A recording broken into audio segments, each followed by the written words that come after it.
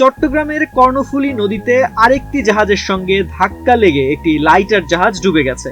মঙ্গলবার গভীর রাতে কর্ণফুলী চ্যানেলে 2 ও 3 নম্বর বয়ার মাঝামাঝি এলাকায় এমভি বে হারবার 2 নামে জাহাজটি দুর্ঘটনার কবলে পড়ে। 30 জুন মঙ্গলবার এক প্রেস বিজ্ঞপ্তিতে এ তথ্য জানান বাংলাদেশ কোস্টগার্ডের মিডিয়া কর্মকর্তা লেফটেন্যান্ট কমান্ডার সাব্বির আলম সুজন।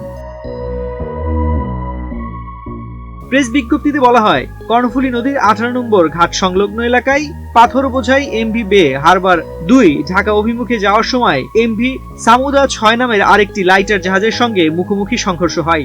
এতে এমভি বে হারবার 2 এর হাল ফেটে পানি ঢুকে জাহাজটি কর্ণফুলী চ্যানেলের বহিনোঙর বয়া নম্বর 2 ও 3 এর মধ্যবর্তী স্থানে প্রায় সম্পূর্ণ ডুবে যায়।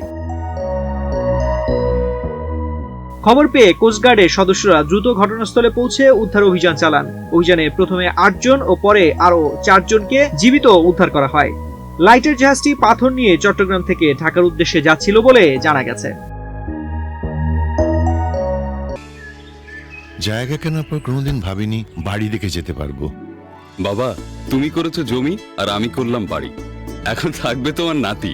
বসুন্ধরা সিমেন্টের দৃঢ় গাঁথুনি গড়েছে 3 প্রজন্মের এক ঠিকানা। শক্তির মানদণ্ডে উত্তীর্ণ বসুন্ধরা সিমেন্ট। বসুন্ধরা সিমেন্ট, প্রজন্মের বন্ধন।